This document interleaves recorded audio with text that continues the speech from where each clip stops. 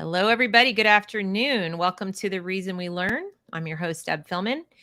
Welcome to the channel. If it's your first time here, welcome. Please consider subscribing. I hope that you will. To those of you who are returning, thank you so much for being here.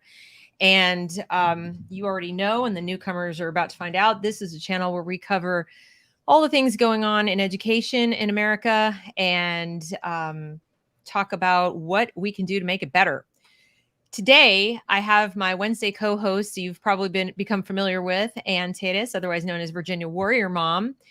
This is our grand finale show of the Defund ed.gov series. It's episode 6. If you've not seen the prior 5 episodes, I strongly recommend that you check them out. That's where you can look and see all of the stuff. In other words, if you want to see what the meat of the curriculum or what they're doing with the kids, we cover that in those first 5 shows in great detail. Today, what we're hoping to do to wrap up is tie it all up with a bow and explain to you how this stuff gets funded and the little interrelationships between big tech corporations and the federal government.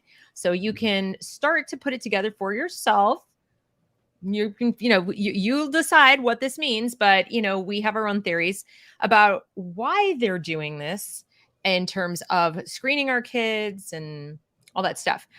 What I want you to do from here on out, though, because part of doing this, part of getting together and hosting these shows was to introduce you to Anne, because Anne has her very own website. And what she has done, she's a crack researcher. You'll see if you read her bio.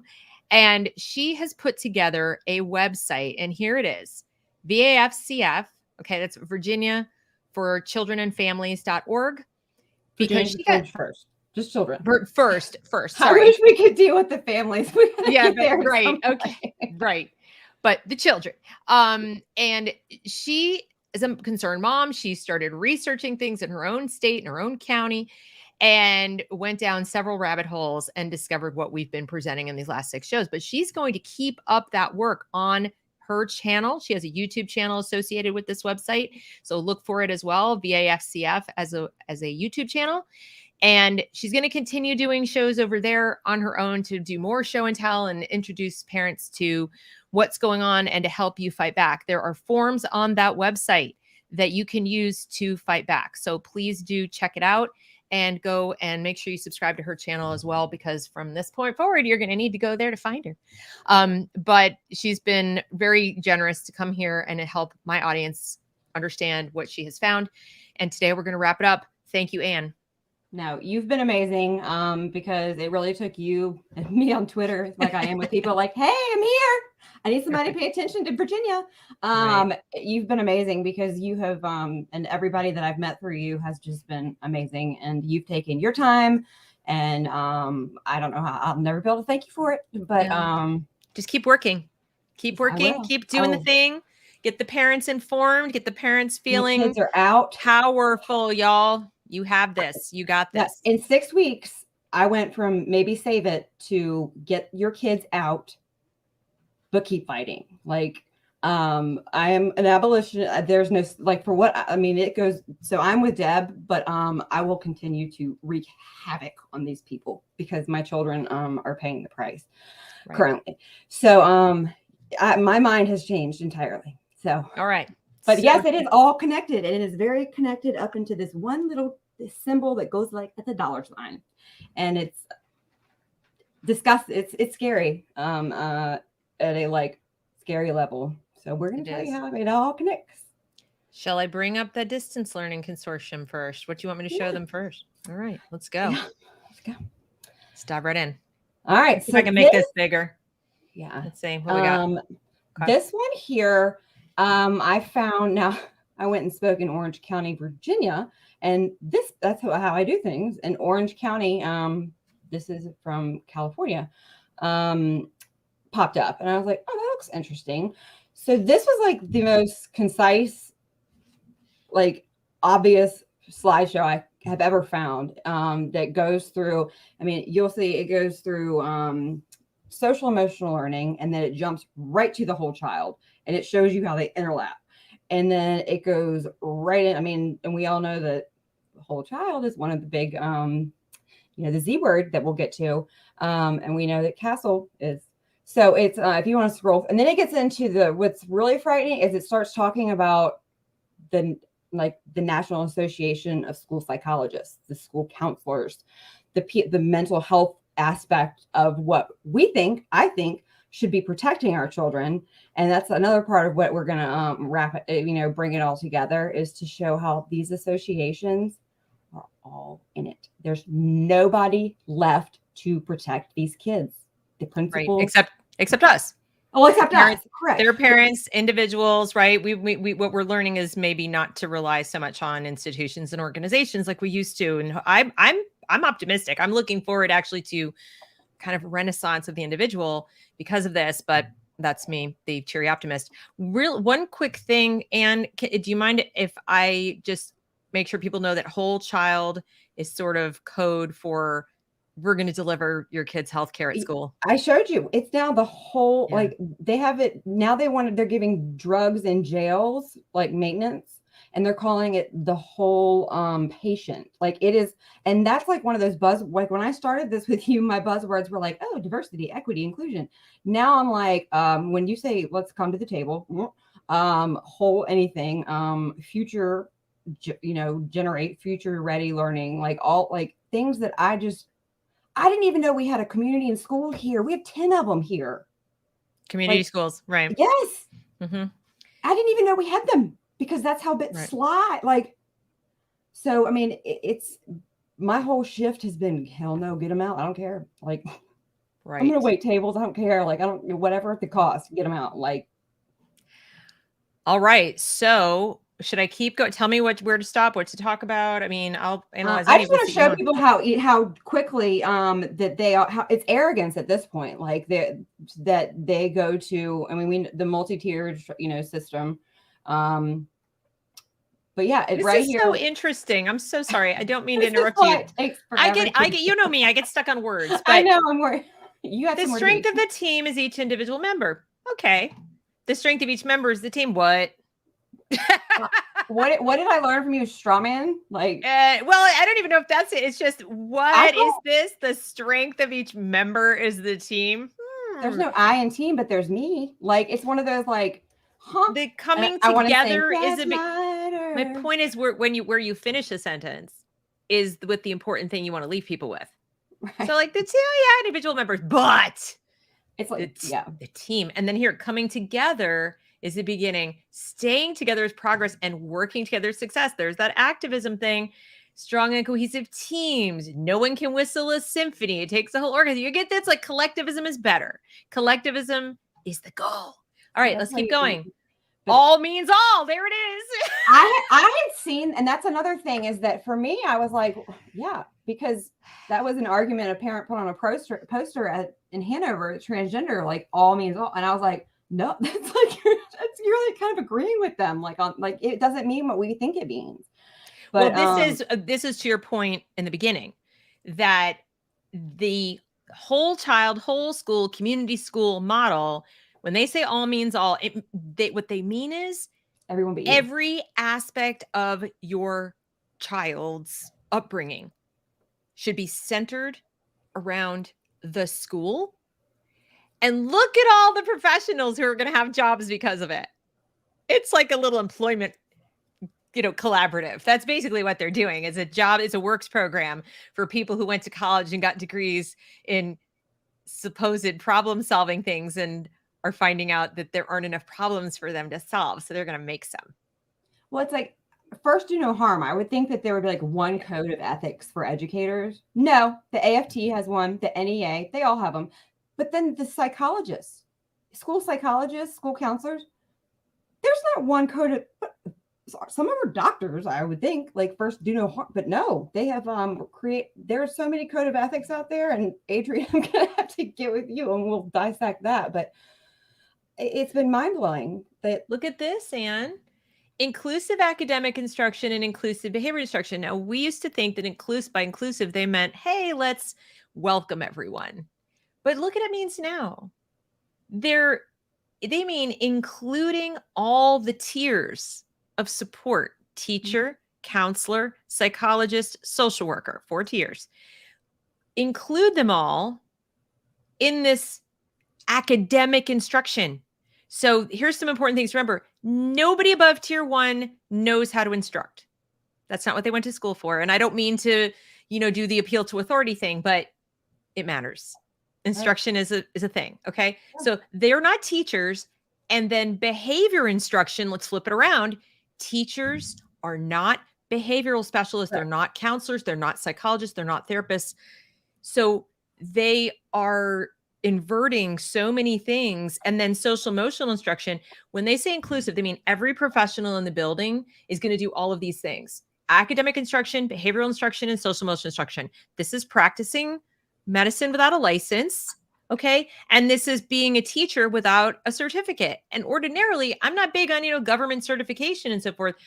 But the good thing about it in this setting is at least it puts up some boundaries against what you pointed out, sort of like unethical or, behavior or doing things that are not appropriate. They're not age appropriate. They're not situationally appropriate. They're just not appropriate. Yeah. That's what that inclusive means. It doesn't mean like, I was driving real quick out to Orange to speak, and let me tell you that going to the country does not mean that you're going to a safe space. Let me trust. We'll get into that another day. I kind of told you about it, but and I was sitting there and I was listening to people, and I was trying to understand what they were talking about, and it's so backwards there, like that. I was able to see what I don't see here with because we're so public with it, that it was children like 15-year-old coming up talking about how they're pan, poly, whatever, and telling the school board that to out them to their parents because they had written a resolution. And I was sitting there like this, and I haven't been like that in a long time, but to be able to see round 1, when I say is complete, like it's so frightening to see like the actual like like what we've been talking about, to actually to see it and to like read about it. What I hate is that made this point yesterday, as I said, have you ever seen an actual transgender person standing up for this at a school board meeting? And it just popped in my head while I was doing a live video on Facebook, and I don't know anybody that has. And it's because if you look up like WPATH, it's like the worldwide whatever on for transgender. I just can't remember I'm not being disrespectful. I just can't remember all these, shortenings. And, but they even said that you cannot do this without a mental health professional. This is what made me so angry about it, because of the misidentification that they said nobody in school, these are like the transgender people. And it got me thinking to like, there has never been a transgender person at a school board meeting advocating for transgender children. It's their straight parents but they got me thinking that I was like, why are we not saying these people are saying no? I don't care what the teachers say. When you have the organization that you go to for everything else, they're the transgender people. True. But in fairness, they get death threats. So the flip side of it is, like it's like these folks are dealing with a double whammy, right? So first of all, it's kind of like being lumped in with a group of people you don't agree with, right? And then everyone says, "Well, why aren't you speaking out?" It's kind of like, I didn't ask for this crap, I didn't ask to be the spokesperson for sane people, right? No, I get it. So I agree with you. I think the absence is noteworthy, and I think we should call it out. That's what I'm saying. I totally agree. I think it's a really astute observation, and it's definitely noteworthy because if this really were true, if this were a real thing, that's what you would see. You would obviously see it. But I think I don't really fault them in the sense, I'm not saying you were, I'm just saying I wouldn't, because what they're up against is the same people who are screaming at you and screaming at me, only they get screamed at twice as hard. Yeah. Right. It's kind of like when you're a woman and when you're outed from your own community. Like when I say out, I mean, because that was my experience in detransitioning, is what you're doing to these children, the suicide rate you're going to see in these children. You didn't do them a service. You locked them into an identity they can't get out of, because the most unforgiving community is the transgender community when you try to detransition. And so it was just very.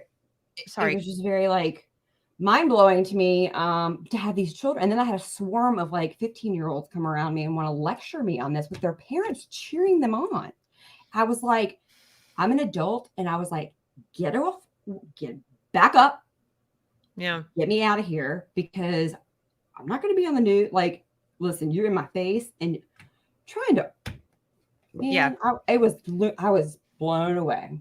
But see these circles. I want to call it these circles because you'll see these again and again and again now in all kinds of different diagrams, and they'll have different names. But I really want people to pay attention to the fact that the individual is nowhere in this circle. The individual child does not exist. We are going from classrooms, so we're already with a group, okay? Yeah. And we're working out. Where is the individual child? Not here. So then when you see this outer circle, the visual makes it look like, okay, we're all, you know, working outwards, and they lighten the color to make it seem like, you know, the intensity is in the classroom or whatever. But really what this tells me, and everything else I've read from them tells me, is this is the most important. The big circling outside that kind of swallows everything is the community, this communal thing. And the other thing I want to point out, aside from the missing individual, is how incredibly complex these processes are. And even when you go back to this with all this stuff, what is a common thread in education today is an obsession with these kinds of structures, these kinds of processes and frameworks and diagrams and intricate relationships. It serves a couple of purposes. One is that job make work program kind of thing that I described. You're looking at just hundreds of millions of dollars worth of professional, you know, titles to implement this. So there's an incentive there as far as dollars. You're looking at an enormous amount of power beyond the parent and layers of power to peel back before a parent can get to the bottom of what's going on with their individual child. It's like, how many different people do I have to talk to find out who's been talking to, touching, or impacting my child in some way, shape, or form, which makes it seem even more daunting to the parent. Like, where do I even begin? It's huge, right? And even if you got to the classroom teacher says, well, but I've got the school policy. And then the school policy says, no, I have this social work policy. And then I've got the community. But by the time you get done with this level of bureaucracy, the family is drowning in bureaucracy and process. And what no one's talking about is the fact that the child in all this, the reason the child's missing is the child is the product. The education isn't the product. This is about turning your child into something, not giving 100%. Your child something. Yep. And so when we talk about money, and we talk about all the money that this giant circle represents and all of these tiers of support represent, your child has been monetized to consume that amount of money. It's just a way of thinking about it that I would like people to consider, because I think it helps get away from this all looks very official and important and helpful, you know, which is what they want you to think. Right.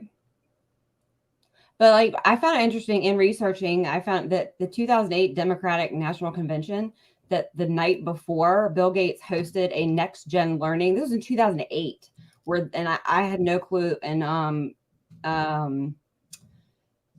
now Arn, he was invited, but who's the lady that you and James always talk about? I can't remember having him, who was going to be, they thought was going to be Obama's Secretary of Education. Somebody help me out. Anyway, I don't know. They didn't invite her.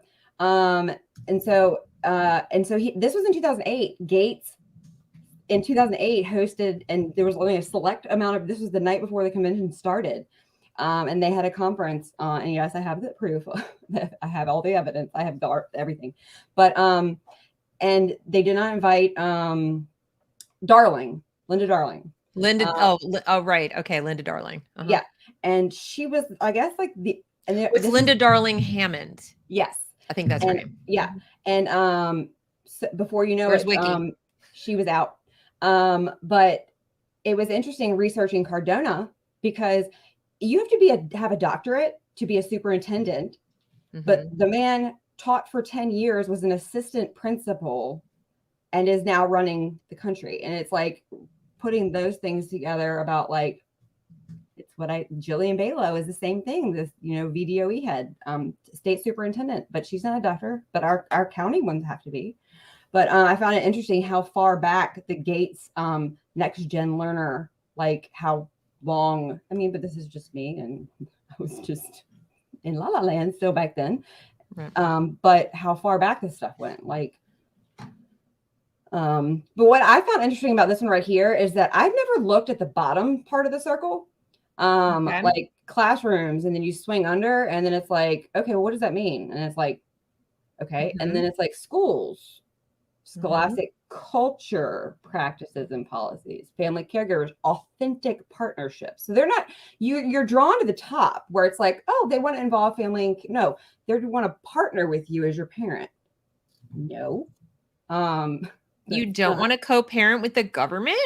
No, I don't Why? BDOE shirt. Like, that's why this one mom that spoke in Orange, she said, you can't out my child to me. Like, I gave birth to them. Who in the hell do you people think you are? And we have to go back to common sense, is that, I'm sorry, but what is, but the next one is when if you want to scroll, the next is when it jumped straight from Castle to foster the whole child. I was like, well, there you go.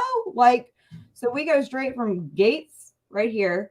Because we know that Castle, Gates, Common Core, it was all UN initiative, no matter how much they want to say it was governor, state led. No, it wasn't.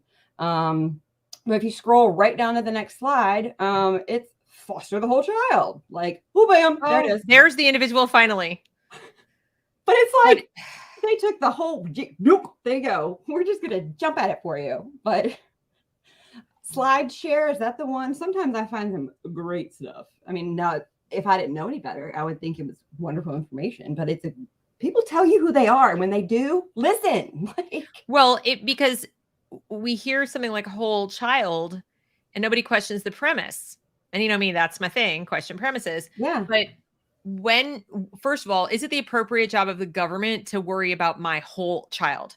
Or was it your job to provide them an academic education and just keep them safe all day, basically, right? Correct. Second of all, what exactly is the definition of the whole child? Because, obviously we're seeing that they think it includes their health care, mental as well as physical, and also their sex ed.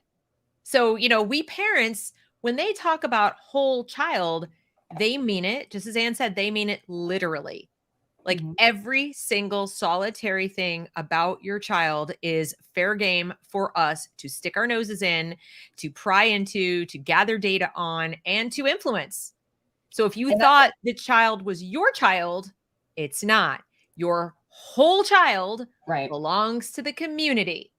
Yes. And that's like the whole, when you look at the whole child, like the actual like thing, and it has like the food program, it's very like, well, maybe they do just want to give food to the underprivileged. But the problem is that especially now that Biden has tried to tie it in with the transgender thing, is that it's very blatant. If you know it, is that if you know the data piece of it, is that when I say they don't care about any of the children, they don't care about actually feeding the poor children. They want to collect data on parents and finances. It's more data collection, because I can see the free food that they're giving these kids. It's disgusting. I would rather my child have one, like, it's not quality, healthy food. And so that's like where the whole like free lunch thing came in. And I was like, what that does, it makes it look nice, but hidden behind it is the data that you have to give to get the food. That's good, because we know that poverty in CPS terms is a crime. They will remove children for poverty instead of helping them. So it's like me and my CPS child sex trafficking brain, all of a sudden I start going firework. I'm like you start seeing like the big, like, okay, well, that makes sense. Like, it looks nice, but it's not. Well, and this is a statistic that is relatively meaningless. Between 50 to 60% of students do not receive treatment due to stigma and lack of access to services. Well, how do we know 50 to 60% of 50 or 60% of what? All the students who have a legitimate diagnosis outside the school, Correct. who came to the school? Are we literally talking about you believe that 50 to 60% of the students need psychiatric care and they don't have access to it, which is kind of a straw man, because they don't need it. They don't have access to it because they don't need it. 50 to 60% of the student body is not mentally ill. That is utterly ridiculous. And if they are, increasingly, it's likely because of these people. Correct. It's funny you say that, because we have the HPV requirement that's not required, and I've been battling them. Yes. But we had 4 counties report it as required last year when they came out with the boy one. They did not report. They did not. I have reported it to the VDH. I have reported it to everybody. You are responsible for every child. And you know what? Because it is that you said that, is that the assumption that we're going to offer it as a requirement, not required, because parents are for equity. This was equity in the New England Journal of Medicine back in 2011, is that so all children have the opportunity to get it. Well, one doesn't belong in schools, but it's funny that you mentioned that about the assumption that all kids need it, because last time I checked is that you could not get gonorrhea no matter what they try to tell you, sitting on a toilet seat at school or in school. And that's, but yeah, it's interesting that you say that, is that it's the same argument that they try to give, is that we're going to give it to everybody so that everybody has a chance to get it. Well, not everybody needs it, or it's none of your damn business in the first place. Well, exactly. So in schools have increasingly taken things under the school umbrella, the education umbrella, that really aren't, first of all, aren't education, aren't the role of government, whether it's under education or even healthcare. It's really not the government's purview. And yet, they're using the word access, which implies that without them, you have no other means of getting it. Correct. It implies that they are giving you something you want that's otherwise withheld from you, like it's a special, wonderful gift, and they don't remind you that you're paying for it. You're still paying for it, whether you wanted it or not. Only now you're paying for people to get things they never asked for, they probably don't need, and many of them definitely don't want. And they're going to be interacting directly with minor children who cannot consent, while they have your children in an in loco parentis status, meaning they're because the of child's FERPA parent. and Obama, they gave the school the right to consent for these like surveys, is that it says parental consent must be had. Well, that's Obama. And Logan's on the ball here. Check this. He says it's all very complex, but it's simple at the same time. They want to minimize free thinkers who hold their own opinions. These are the kids who are less likely to keep their mouths shut and conform. Absolutely 100%. And also, Logan, they are sorting and screening to find the ones who are less likely to keep their mouths shut and conform. And they're calling them, they tell them they are not strong. They're not resilient. They're in need of further instruction. Yeah. That's what's happening, because they're not other-centric. They're not other-focused. And they are pathologizing things simple as shyness or introversion or just none of your effing business, whatever, personality, and making that a problem. They're problematizing independence. Yeah, and individuality. You know how we caught the early warning sign last week? Is the more I researched on it, that's literally what they're called. They're called early warning sign. Mm-hmm. Yeah, these DESA and this panorama that they're doing and the T scores they're spitting out, they're literally called early warning assessments. Mm-hmm. And it was a thing. I had a conversation with one of our administrators here in Chesterfield County, and he had said that, and it didn't click to me a couple weeks ago, and until we caught it, or I think it was last week. I was like, and the more I looked it up, damn, there it is. Early warning assessments. It's one of those things you don't think to look for, because social emotional assessment, you're not going to find anything. But damn, if it's not under early warning sign assessment. Early warning for what? Well, right. If that was working, we would have, you think that there would be less school shootings and stuff, but these assessments, my daughter approached my mother and told her, this was 3 days ago. I went to pick them up and she said, Anne, Carly needs therapy. Why? She told me. Where did she learn that? No, you're 6th grade. Okay, this is on top of her thinking she has generalized anxiety disorder. And her last day in Chesterfield County, I literally got down on the ground and kissed it.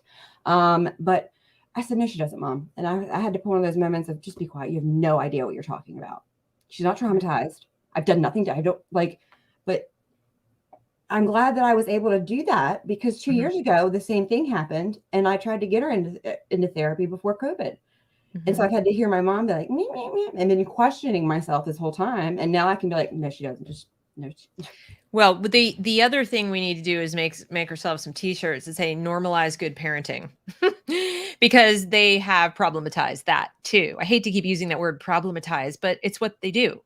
Yeah. They take things that are absolutely normal, like puberty and teenage angst and life sucking sometimes, reality in particular. Girl, okay? Right. You don't have generalized anxiety middle disorder. school. It's the worst thing ever Sucks, for everybody. right? And they are taking these things and they're pathologizing normal things, and they're normalizing things that are absolutely not normal. And I don't say that even in a judgmental way. I mean, if you have body dysmorphia, you have body dysmorphia. That is a condition. That is a thing that you need to have addressed with care. But we don't say it, like, just like I wouldn't say to the anorexic, oh my goodness, yes, absolutely, you're an anorexic, let's go sign you up for liposuction. You know, we're not going to normalize your body dysmorphia when you think you're fat and you're not. Why are we doing it when it's gender? Okay, but we are. And instead, when a parent comes along and says, let me handle this myself, or let me try to love my child, let me get my child some care privately, let me see what is going on with him or her. And maybe, you know, if this turns out to be the case and they're an adult, then okay, so be it. But they're 12, you know, or whatever. And no, we are taking your child and putting them in a group home because you are obviously a terrible, you know, unjust parent who does not love them enough. There are taking good parents, loving parents, disciplinarian parents who provide discipline. Parents. Like, that's just period. it. Like, I don't have to turning us explain to into, you. yeah, let's normalize that again. For years we heard parents are not involved enough. Parents don't pay enough attention. Parents are just like phoning it in. So now that we step up to the plate and say, okay, I'm not phoning it in, I'm here. I'm really concerned. I let you guys do it your way. And now I'm seeing serious problems. My 6th grader's coming home and saying she has generalized anxiety disorder. What the hell are you teaching my child? You look, you see that she's had a presentation about generalized anxiety disorder. I'm sorry, but anybody, even adults, if you saw that presentation, you go, I wonder if I have generalized anxiety disorder, because it's so general. The way they put the slides up, you would assume it's you. It's like going to WebMD to find out if you're sick. Stress means anxiety. Like, that's the way they equate it to a 6th grader. Like, exactly. Oh, you're stressed. You should breathe. And then if not, you should go get therapy. Like, exactly. So therefore, you know, we parents, and then there are kind of 2 groups of parents. You have the parents, sometimes they're called mama bears, papa bears, whatever, who won't take no for an answer. They're like, you can call me all the names you want, I'm here.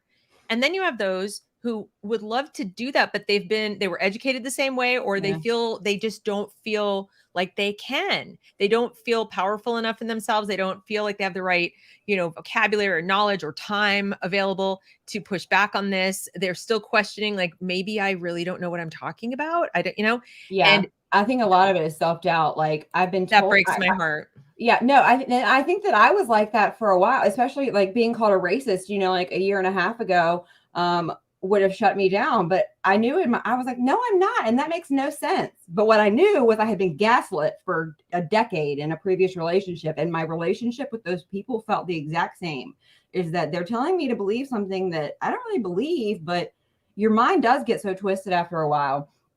And that's why I do what I do all day, every day. And I have people thanking me. And I'm so like, I love it when people thank you. It really means a lot. But I'm like, these are your children. Please come out to the school board meeting and tell them what's going on yourself if you want to thank me for all this hours of work I do. Like, right, exactly. It's not that I say the same thing. It's kind of like, just, I'm not an activist. I'm an educator. Or a teacher. I don't like the word educator. I'm a teacher. I'm trying to get people to learn and think. I'm not saying any kind of call to action, because you need to voluntarily decide what to do. It's best for your family. So the only action I would suggest you take is start digging into this and look at your own family and act individually, act in your own home. It's not about some kind of group thing. Now, I did want to point the thing out. It says who are school-based mental health professionals, and they say that, SBMHP hold a pupil personnel services credential. And what's interesting is there's no evidence that this credential has gone through the same training that a therapist has or a diagnostician. So in other words, in order to diagnose a child with the kind of problems or diagnoses that require mental health services in the first place, you have to go through certain training. I really would love to see what this training is. And so what I would recommend to parents is find out who the professionals are in your school building and go take a look at what their certifications required in terms of their professional training, because I would bet you they are operating above their training grade. Remember we talked about like the BDOE? In Virginia, you can go into a school under that. Remember we talked about 6 college credit hours, which is 2 classes. So you can go from a social worker to teaching in a school with 2 classes, not specific classes. Pick 2 out of 30. And that qualifies you to go into a school as a social worker and to do the work that you do as a social worker. You have to take 6 hours, which is 2 classes. Right. That covers you to be able to go teach children. And this is very interesting because you see how they have the tier 1 supports, etc. Well, tier 1 is teaching. And what they're doing is morphing it into this mental health support. Tier 1 has always been teaching, just your standard teacher in the classroom, academic supports. Supplemental supports used to be tutors, the kind of aides that you might get pulled out because you were special needs, possibly a counselor if you're having some difficulty that you need some guidance as far as your study skills or some issues going on at home or whatever, but you don't necessarily need a psychotherapist. You just need a little extra help. And this intensified support previously would have been handled outside the school. I mean, you might have a school psychologist, but historically that's been for people who really can't access psychological care outside of that because of whatever, they're foster kids, their parents are really poor or whatever. But what they're doing now is they're saying universal support, evidence-based priorities and practices support the academic, behavioral, and social emotional success. Tier 1 was never meant to support behavioral or social emotional needs, ever. This is new. And I don't mean new like today. I mean new since maybe, I don't know, the last 5 to 10 years, depending on the district. And it's just happened. It just kind of happened. And nobody really saw it happening. And parents probably didn't even know about it. And so now they're seeing things like this and they don't really know what they're looking at. So that's why we're trying to explain to you all means all. All means all. And your entire classrooms full of students don't need this. Yeah. And so you've got the money component, how much money is going into paying for this and all the curricula and stuff that goes along with it, and how much time is being devoted to this that is taken away from academic skills. And hours. Just hours and hours and hours. And when you point blank them, when I say them, the people who are proponents of this, what you will hear many times unapologetically is, so be it. In other words, if they come out at the end of the year and they do not have proficiency in the academic subjects, but they've had their social emotional learning, if they're like the definition of nice people that we've come up with, then we've done our job. They're prioritizing, and that's why it says here, evidence-based priorities. Notice how they put that first. Right. They're not your priorities, they're theirs. So the priority is no longer, and they're very clear about it now, it is no longer individual academic achievement. And this is the biggest shock for most parents. Most parents are operating on the assumption that the school has the same goal of helping their individual child be the best student they can be academically first. Yeah. Right. And that the character stuff is kind of, as long as they're not disruptive and mean and bullying, as long as they're just kind of, there, right. That the rest is up to the parents, and that they're only going to get involved if the kid is really, hurting themselves or hurting others in the process of the learning. That's not what they're doing. They want each and every kid, the whole child, to fit the model of what a socially just, active, civically active person is first. Academic success takes a distant backseat. It's the same thing. Like if you don't live in a state like me that has had the transgender co-ed bathroom column like Virginia, which shocks people, then you wouldn't be put in the place of why are we allowing 0.4% of 1.25 million children. And I'm not saying that anybody's rights are over each other, but you have to look at the numbers and state that why does their supposed need, which is not even correct because you're destroying these children and you're hurting the ones who you say that you're helping. But why does 0.4% supersede 99.6%? And that makes you a bigot. No, it doesn't. It just who gives what the right? And then this is what I told the others the other night. There has to be a middle ground, and nobody here has sought to find it. You sit at the table as a school board, and you sit there until it's figured out, because that's your job. Why is that so hard to understand? Is that these children, that even if you believe in your heart that you think you're helping, you are harming 99 point whatever percent. But the number's going up. It's not because it's in the water. It's because it's a trend. But what gives you the right to supersede the safety of children? And I'm not saying it's a transgender issue. It's a co-ed bathroom issue, just to that point. But is that education should be, we sit at the table until we can provide for all children in a fair and appropriate public atmosphere. We can't talk about civil rights, and no, it's everybody. Like, it just blows my mind the stuff that people think about one person deserving something else, and screw everybody else. Social workers, just so you know, from a financial standpoint, have been lobbying as a group. They have their own association nationally, and they, as you can see, this is the California Association of School Social Workers, but there's a National Association of School Social Workers, and they have been lobbying school districts. They've been lobbying state boards of ed. They've been lobbying in general to have their resources used on school social workers as, more than they already are. And then, it's like a selling point. We need more social workers. There's a video that we did about that as well. And I would say I'd be very skeptical of that, because social workers are the people who can remove your child. They have the most clout in terms of being able to say, well, we have a problem here. We're going to need to remove your child from the home. Teachers can't do that. School counselors can't do that. Even school psychologists don't have that kind of power. And it used to be, you might have a school social worker, like a school social worker, and they wouldn't necessarily be in the school unless you had a large urban school. They might be one for the district or a couple for the district. And if there was a referral, they might come in. But to have more than one, we're talking dozens in a given building. We're talking about teacher home visits, okay? I can guarantee you those are not going to be teachers coming to your door, because we've redefined teacher now. They're paraprofessionals, okay? Remember back here where we showed you how it said this all means all and the multi-tiered support? That's what they mean. When they're talking about inclusive academic instruction, there are social workers teaching classes. So they now get the designation of teacher. And if they come to your home, make no mistake, they have governmental authority. They're all mandatory reporters, but that usually means due process. Like, I've got to see something, right? But they're now looking for things. So this is... Nope. This is very intrusive. The notion that they're there to help you or help your children is a farce. No, it's like the community portion we talked about, I think in the beginning, that we were like, they don't want to talk to us.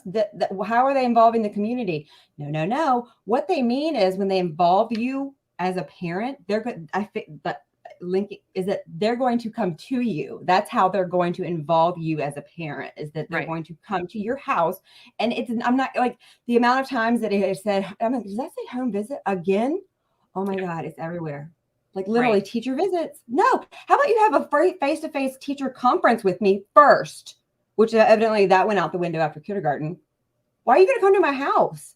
Like, and remember, they're assessing everyone. So when you see this little circle where it says assessment, consultation, intervention, prevention, education, okay, they're assessing all the children. not just children who are manifesting some kind of problem, and it's obvious, and the teacher saying, as how it used to be way back when I was in the classroom, where you'd observe and see that a student was struggling or acting out or something, and you might go to the school counselor, or you might pull the kid aside and have a conversation depending on the level of behavior, and you would assess that child. They're assessing all of these children. They're doing it using subjective assessments, as we've shown you in the previous videos. And now we have all these people involved. So again, if you go looking for things, you're going to find them. And notice this is plural: school psychologists, and this is what they provide: academic and behavioral support. Now, if you got one-on-one to the one individual child, we probably would all say this is good. But it isn't, because they're screening everybody. They're looking for more ways to make themselves employable. Let's be honest about it. Let's be honest about it. We have a lot of people who went to college and graduate school to get these degrees, and they just aren't enough jobs in the open market for them. But you know where there's a giant, endless pot of money that's almost impossible to deny or shut off the spigot for? It's education, because all you have to say is the children. You're denying the children this much needed tier of support. How dare you, after all they've been through? Because if you don't know what you're talking about, you would. That's why most parents. It would sound good. And I'm like, then you join a squad, and you roll in deep until you figure out how to talk about it. Like, not everybody was built with like me, but you can come with me. Like I said, I will come to you. Like, but please do something. Like, get out. We learn when we get out of our comfort zone. Like, so we've covered. I want to get before, because I want to make sure we have enough time, to make sure we draw the connections with the money. This is to show you guys how much money's needed. I hope in showing all this, what we're doing is saying expensive. I hope what you see is like dollar signs, social workers, shrinks, multi-tiered supports, data, like, right? Isn't that what triggered you, as you said, like, this looks expensive. Like, where's this? Who's paying for all this, right?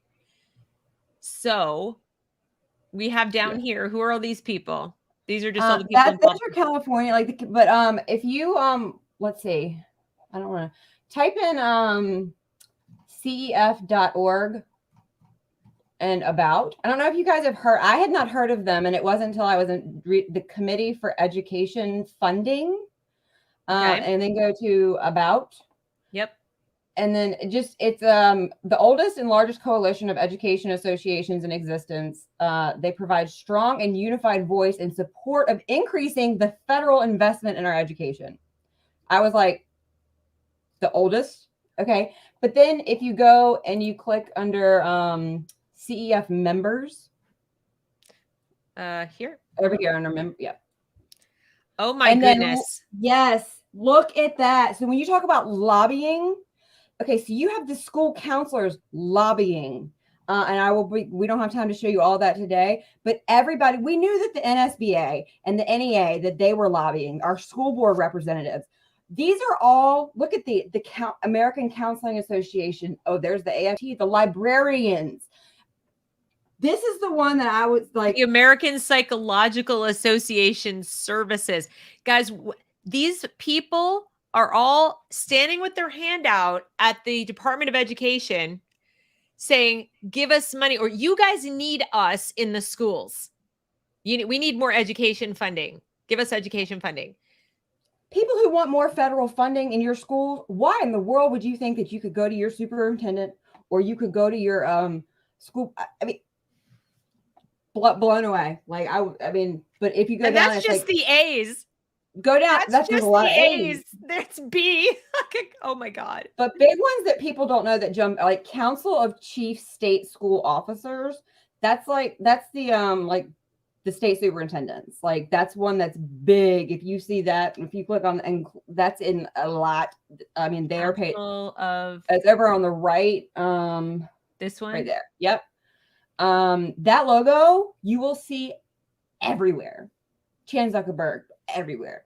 I mean, I'm talking And Chiefs for Change is another one. And but Where's Chiefs for Change is here.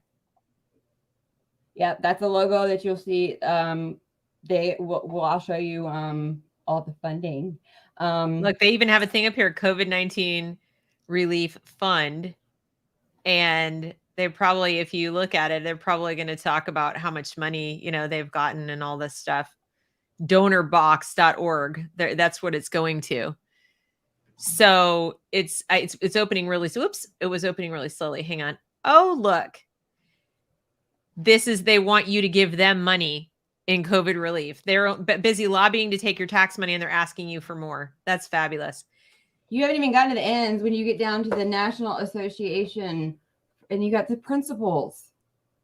How about the college admissions counseling? Mm-hmm. Music, elementary school principals. You got the private special ed.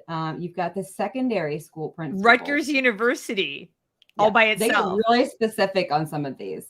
But like NEA, that, duh. YMCA, but Texas A&M, University of California. The PTA though is what I figured out is like we were talking about like the iron triangle of like is that I knew that they had gone extremely too far to the left, and that's why these guys, the National PTA, if you guys are not aware, it's not what it used to be.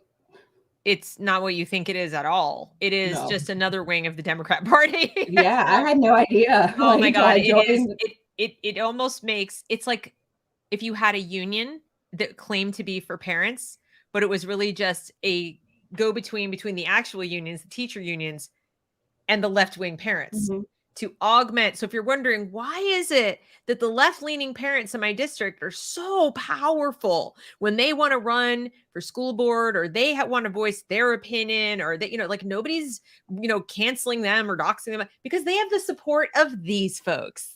Right. That is why. So these people will give them money for their campaigns. They recruit them. They give them all kinds of slick marketing material.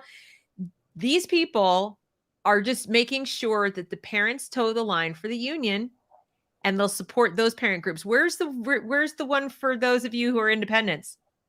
There isn't one. They don't care about you. They're not interested in your needs. That's why, see, letter to Congress, calling for action on gun violence prevention, which is basically gun control. So they're very left-leaning. The school psychologists or the counselors actually just put out a huge statement about that. And remember we talked about how wrong it was that Cardona had issued a statement? The counselors have now issued a letter to him pleading. I'm like, now, Nancy has a question. I want to real quick pull this up. Nancy Smith says, does this funding flow through the state DOE? Yes, it does. They don't give money directly to districts, correct? Or do they? No. It goes, it's through ESSER. Every student succeeds. Right. So what you're seeing here is you're seeing the list of people who are lobbying the federal government to get ESSER funds or other federal funds to be sent to the states, but very often earmarked for these specific purposes. So we don't know anymore because like we saw in Florida, DeSantis said, no masks. If you mask the kids, you're not getting the ARP money. What did Biden do? He came in and paid those counties anyway. Right. So, what it's supposed to is really all I can say. But he violates federalism all the time. You guys, this president could be impeached like 75 times over. So it's like, and I'm not a political person. I'm just telling you from an education standpoint, they are coloring outside the lines on a daily basis, but we have been so distracted by so many things that are not really that important. So we don't see the things that are, and I'm not saying this is more important than inflation or gas prices. I'm just saying that, when you've been they'll talk about stupid stuff and you miss it. Like you miss, for example, the Cory Booker legislation that's been proposed about comprehensive sex ed that is going to attempt to make a national curriculum with money attached, of course, for comprehensive sex ed. The federal government cannot make national curricula. That is not legal. That is unconstitutional. But if they make it voluntary and they tie a bunch of money to it, they're essentially doing the same thing. And if they make it a right, if they decide like Title I or Title IX or something like that, that it's your entitlement to a child to have access to sex education. You saw the Looney Tune I shared on Twitter about the guy that's been lobbying for it here that says that they are entitled. Right. They are the people that were attached to our family life SOLs that I was like, hey guys, we need to get on this. And nobody. Right. I mean, if they make it an entitlement, then Congress has to fund it in perpetuity or they have to vote it out. And good luck with that. I've yet to see one be taken out. I've seen them get defunded. I've seen things like we know Title IX has been gutted again because, or I shouldn't say gutted. It hasn't been gutted financially. It's just been extended to men. It's been extended to men now. But it was supposed to be for women's sports. Right. But now it's like for the bathroom, like, no, that's until Supreme Court says there's how many genders are there? Because until there's another one, you can't compel speech. And same thing I told Fairfax County here is they're trying to suspend children who they cannot compel speech out of. I'm sorry, but the First Amendment includes compelled speech. You cannot make Loudon already won that argument with teachers a year ago. And they want to suspend children who will not honor another child's. Listen, until you can tell me how many there are and the Supreme Court says there's more than 2, you can't make a child say that, period. But here's the thing. Your rights will only be upheld as long as, I mean, it used to be as long as you have a government that understands what its proper role is, which is to protect your rights, whether they like it or not, whether the politics flow that direction or not. Absolutely. Now what they've realized, and of course they've impoverished so many people with inflation and everything and kept people very distracted and fear, obsessed, is that your rights only count if you can find a lawyer that you can afford to defend them. And so the trial lawyers lean left. They also don't like to lose. They have similar financial concerns.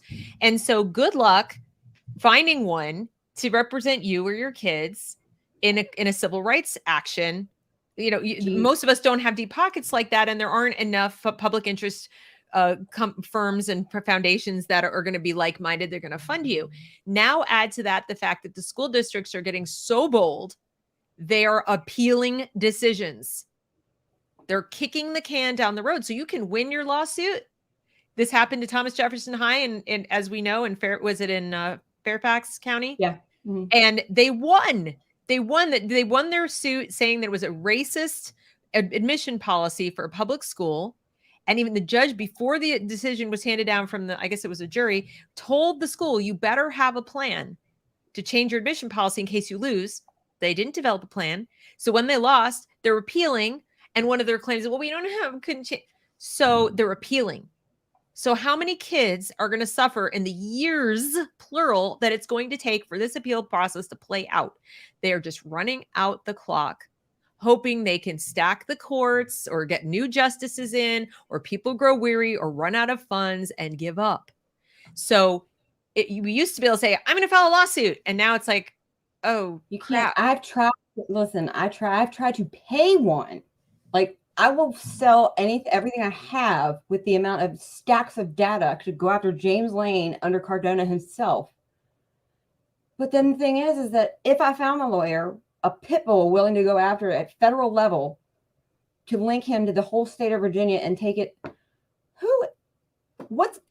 how long am I going to fight? Once upon a time, we had investigative journalists working for papers like the Washington Post. Now what we have is middle school gossip girls and boys bickering back and forth on Twitter at the Washington Post. We don't have Woodward and Bernstein. So we don't have people who are going and saying this is a massive level of corruption and we've got to stop it. And this level of lobbying is all these groups with all their deep pockets lobbying against the American people and their children to create a jobs program for the people miseducated by these colleges and universities, also on the public dime, by the way, with, federally guaranteed loans that they're now all wanting to be forgiven. And they let them go ahead and all get educated at something there wasn't a market for. That is not our fault. That's not our fault as taxpayers. It's not our fault as parents. But yet we're ending up paying for it in more ways than one. All right. So what else can we show them? This is pretty compelling. Anything else? I think that we should go to the money. Okay, where is it? Which one? I'm going to show you how. Just type in chanzuckerberg.com. I'm going to tell you how easy this is to find, guys. I am not a genius. Now this Chan Zuckerberg, now he has been allowed to be an LLC, which means he does not have to fully disclose everything. So when you go over to where is it? Grants Ventures, I think it's under wait. about our initiative. How we work. Yeah. Grants. How we work. Okay. Grants. Yep. And then you'll just I think there's a K through 12, or if you're under the initiative, I think it's all K through 12. It's all and that's the thing, is that they're under different names. You have the Chan Zuckerberg, like Bill and Melinda Gates Foundation, and they have there's like 5 different ones, which is where they. But here we go. Education. Here it is. Yep. Now scroll right down, and right under the numbers, you'll find the first one. That's a problem. This one here. No, keep going down. I think it's under a new way. Keep going. Sorry. A new way of life. No, keep going. It's going to say, you're going to see it. It's going to say right there, the Superintendents Association, ASA. That is, like, here we have the VSBA, the Virginia School Board, or the I'm sorry, the VSAA, the Virginia State. But this is the whole country. This is the American. Yes, that is the that's the extension of, like, your school superintendents have like a group in your state. So these are not like the state superintendents like we just saw with the chief state council. These are the individual district, individual counties that are being influenced. The main decision makers are getting money. Why do they need $400,000 for these superintendents? I mean, that's weird. Because that's where the web apps and the data comes in, is that if you pull up, they make decisions. They make decisions about what's going to be in there, and they stand by them, and they persuade their boards. Yes, they persuade their boards to do it, and they also probably use that money to get elected. This one is interesting too, though. This one, look, $200,000 to work intensively with 6 public school districts, diverse in size, location, experience, with SEL to deepen their work in social emotional learning, provide internal program growth through communities, blah, blah, blah. Except there's a conflict of interest, isn't there, when you have Chan Zuckerberg giving money, $200,000 in a grant for the purpose of deepening SEL, when they also happen to do what with data over at Zuckerberg world? Okay, what else? We've got. You can type. You can go all the way down, but the NGA I think has been the most disturbing. But the National Governors Association, in here or somewhere else, both of them, Gates and him, give enormous amounts of money to the National Governor Association. And so where should I go? Where you just were. It's under education. I'm sorry. Okay. Yeah, it's okay. Yeah, I took screenshots and I didn't realize that since they weren't PDF, I couldn't pull up on here. But if you go, the National Governors Association, NGA. Okay, so that's probably way down under N. I wish they had a way to sub-search by education. You would think that would be. Okay, there it is. It's under National Equity Project, but you can use your side scroll bar and just go down. Yeah. But it's under National. So National Governors Association, $200,000 to monitor and analyze trends relating to education in the 2018 gubernatorial races. What? This? Yeah. Why? To analyze trends relating to education. Okay. And then there's a National Governors Association. Now remember, this is all he's reporting to you, because he's an LLC. He doesn't have to tell you everything. So it'll give you a glimpse of what we're going to jump over to in a second. Now this is very good place to go to start to understand like how this stuff works. Is you'll like new school ventures is one, anything like that. That is one that is, when they talk about think tank, that's one that's going to involve Bezos's wife, Steve Jobs' wife, his widow, that they are all, that's where, they're a new venture fund. And then there's new venture fund. Look at this, to provide support for publicly accessible equity-based resources. There's not anything in there. There's literally not anything in there that's not, I mean, you can trust me, before I jumped on here, I was looking at all of them and just reading what they said, but there's not one single one on there that is not, equity, LGBTQ. I'm curious. I love doing this. Whenever I go to these things, I do a find and then I type in equity. Whoops. Let me get it in right. So equity. All of them. And you have how many? 81 matches. There are 81 matches on this page. And then if I had LGBT, I don't get any for LGBT. Okay. But equity had a lot, 90 or 81 matches. I think one of the biggest ones I found, I think it was on here, is type in Camelback. It's very a weird name. I think it was on this one. Camelback? Yeah, it might be one word. There it is. Camelback venture. We're just yes. Now click on that. Yep. Genius is equally distributed. Opportunity is not. Camelback is here to change that. Look, it literally goes to, it says BIPOC, or if you hold on. Our manifesto.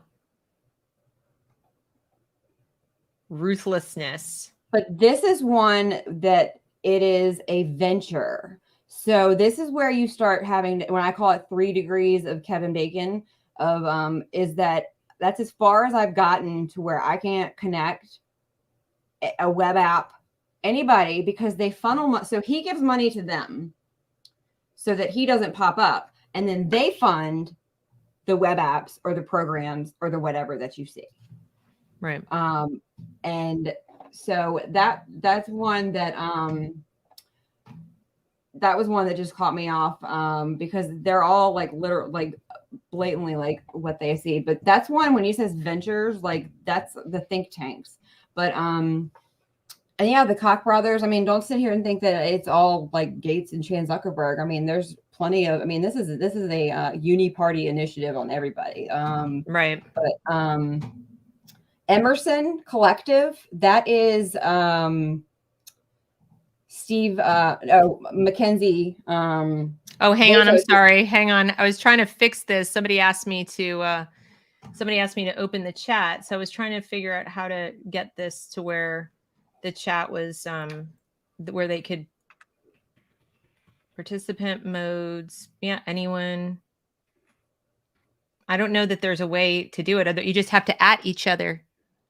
You just at each other. I mean, she said, can you please open the chat? It is open. I mean, I don't know what that means. I'm sorry. So anyway, let me get back to where I was.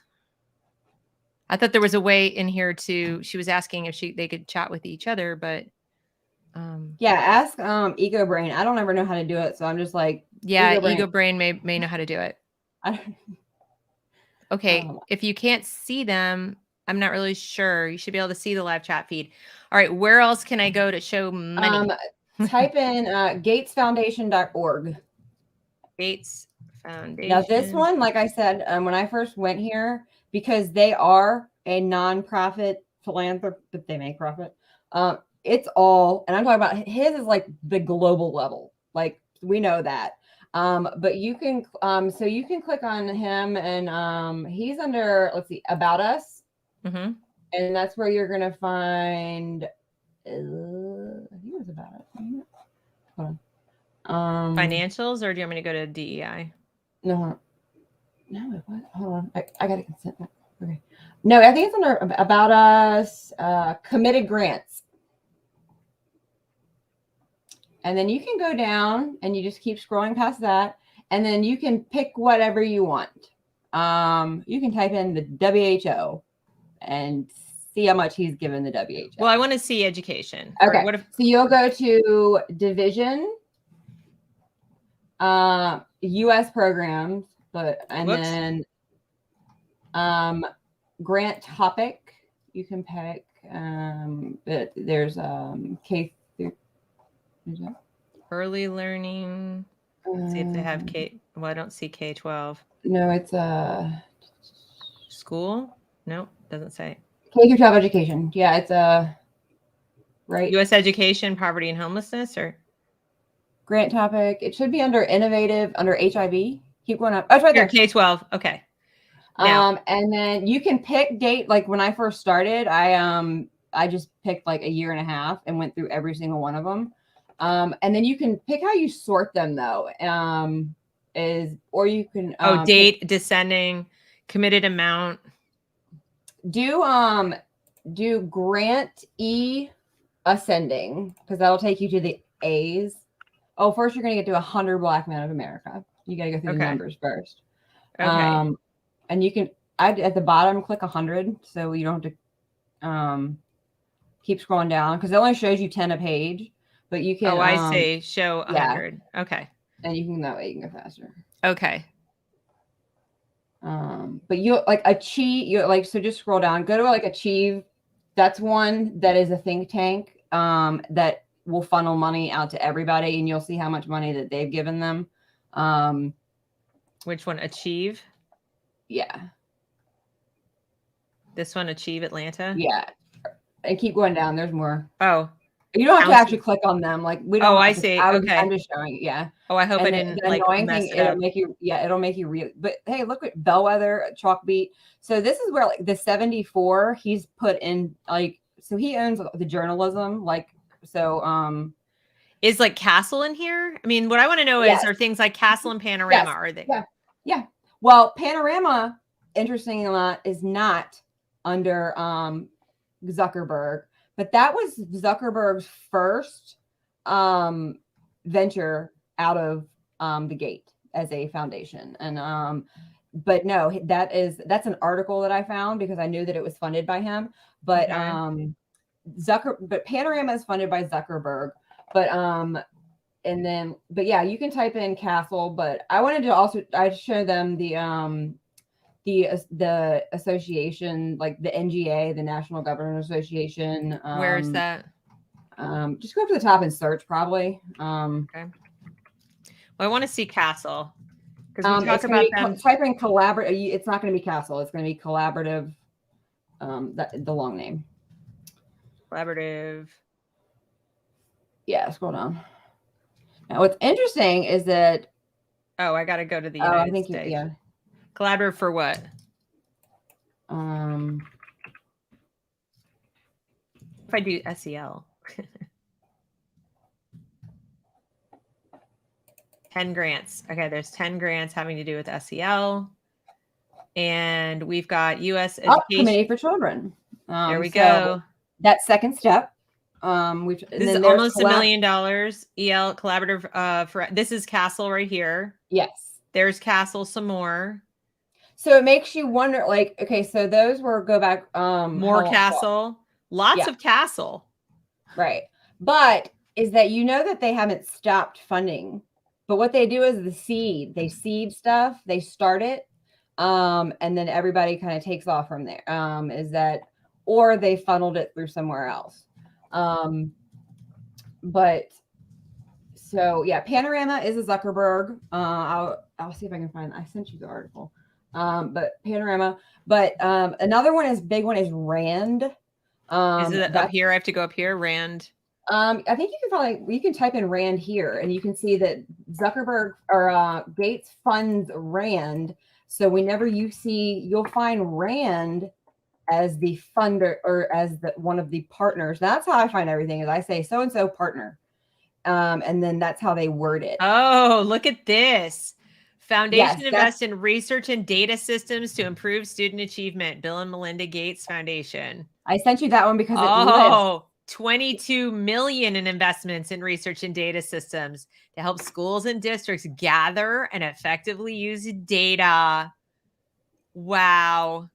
Mm-hmm. And then it'll go down, and I think it'll actually list like EduCause and data quality. Oh, there's Gadara. Data quality. Do you know how much that is one of the next to the WHO, DQC, our wonderful Secretary of Education in Virginia.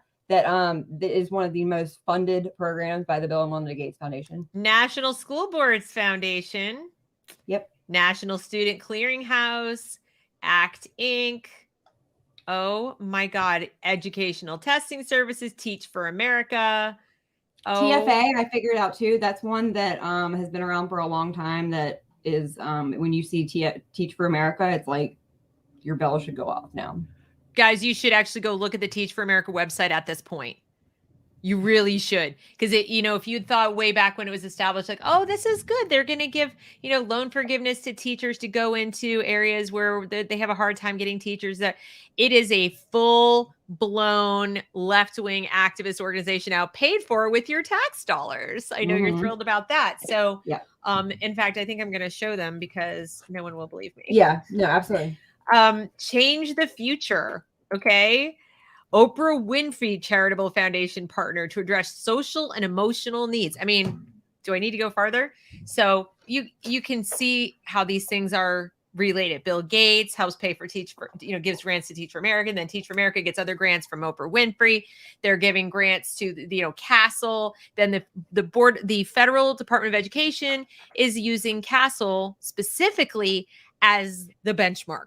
Like, if you're going to get ESSER money, then your competencies that you're doing in SEL, like, you can't just go to my friend Jason Littlefield and buy his Empowered Pathways SEL program, which is about the individual. No. It has to be Castle compliant. You talk about, that's our federal government about standardized. What were you so mad about? But you want to teach one set of morals taught by who?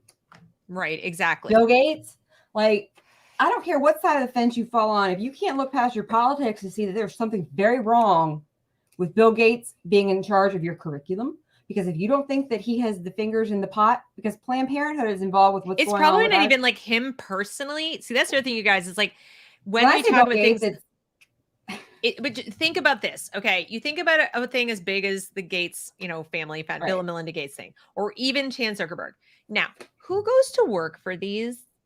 Who goes to work for these foundations, do you think? Okay, and where are they coming out of? What schools? And what do you think, how do you think they were educated in those colleges and universities as far as their highest priority, fundamentally change America, right? So it's not that it's, Bill Gates is sitting in a dark room going, whoa. Yeah, well, he might be. It's that, who knows? But my point is, it's that the people who are attracted to that kind of thing and have at their disposal billions of dollars are people who genuinely want to, first of all, they're 10,000 steps removed from you. They couldn't care less about you, the individual. They're not interested in your child. That your child is a meat puppet people widget. I'm going to say that a million times so it drills into people's heads, but they are using their money and very slick marketing materials to basically own your kid. Okay. So to continue to make money or pursue their political goals, one of the two or both, and who can tell the difference anymore. And so now that you see that this very private money is going into very public things that are also paid for with your tax. In other words, your tax dollars pay the salary of the superintendent who's getting big money from the politically motivated foundation to do very specific things that benefit the political interests and the financial interests of that foundation. And they are further giving support to groups that lobby, all those groups that lobby your federal government to get more of your tax dollars to further support their very private needs and desires. And you and your child. We have a Loudoun County School Board who was found guilty of covering up a rape. Yeah. And Glenn Youngkin did not oust them. Like, can you imagine if it had been the other way around? They would have been lynched. So, but not only that, but when he said you have to run early for election next year, now they're suing him back when they have been found guilty of covering up a rape that ended up in another rape. Like, that's the madness that you have to understand. Like, that is so far down their priority list. It's like they change. When you see the word change, nobody stops them and says, what proof do you have this change is necessary? How does it benefit my child? Why is it so expensive? And why didn't you ask me? Or why didn't you, even come and tell us this was happening? Do you ever get the feeling that all of these players we've just shown you are operating as though you don't need to know? You're not in the need to know group. But who do we get to care? It's like we talked one of the first weeks about, so I have this damning FOIA. So what? Damning, right. What do you do with it? They don't care. No, they don't care. There's nobody to go to. And the only one who cares, truly cares about your child is you.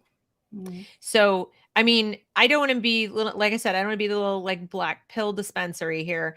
I just want people to recognize that you have so much more knowledge and so much more power than you think you do in your own life and in for your own child. They are not going, you can't ask for it from them. There's no way to FOIA this well enough to do anything about it. Do you see how many layers deep it is? Their agenda is not your agenda. So the decision you have to make is, how do I, deal with this? Right. And I can't answer that for any individual. I just want everybody watching this to know that you absolutely can find a way that doesn't involve engaging with these people. Now you can say, well, I can't homeschool. It doesn't necessarily mean homeschooling. It doesn't mean private schooling. There's other ways. So maybe step outside the paradigm of school happens or education happens in a building and it happens between these hours and have it here, and start using this summer to really think, how do I disengage from this madness? Because they're not letting go. No. They're not interested in letting go of you. And like I said, like we talked about the vafcf.org, like the privacy pack that I put up. Spend the summer filling out the paperwork so that if you are going to send your child back in the fall, which hey, I've been there where I didn't have another choice. I get it. But if you don't fill out these forms and force them, because they're going to be like, yeah, but if you have, if that's your option that you're choosing, at least, Nancy, I'll call you. I got a roadmap, girl. But so yeah, use these sources. I typed them. They're legal, like FERPA, COPA. PPRA. Like, it's not an easy solution. They're not going to be like, okay, let me remove your child from that. You still have to follow up. And they should be notifying you of these things, but they're not. And so you go ahead and you opt them out before they offer you the form, because under FERPA, you can do that. You send them, say, hey, you don't notify me of this, so I'm going to go ahead and opt my kid out. Exactly. So. Well, guys, we have, this is basically what we wanted to show you as far as, hey, it's all connected.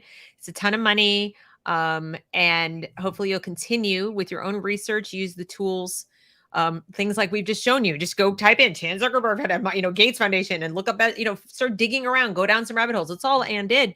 But also please do go check out her website, because again, if you're looking for like a roadmap and your kid is in the school and you are looking for how to opt them out of things or how to find out more, this website is going to give you the details. Okay. You're going to have to scroll down. Ask your school board on on equity. Okay. So it has been, you can tell I wrote them, because you can ask them. You don't have to do it in person like I would in a school board meeting, but in an email. What does equity mean to you? What is this? And then about the data, is that who ask them this? Who is a school official? Right. You'll have some that are dumb enough to still not understand where it's going. And then you'll have some that will blatantly lie to you. But there's a list of what to ask you, or who protects it. What are these? So even if you don't even know what the question means, ask it. Like, exactly. Just copy and paste. I don't mind. Like, exactly.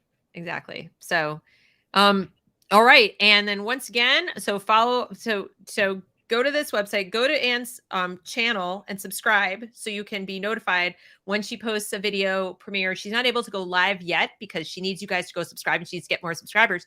And then when she can go live, she can do lives like this one, and she'll be having guests and doing other things on her channel. We're trying to grow that.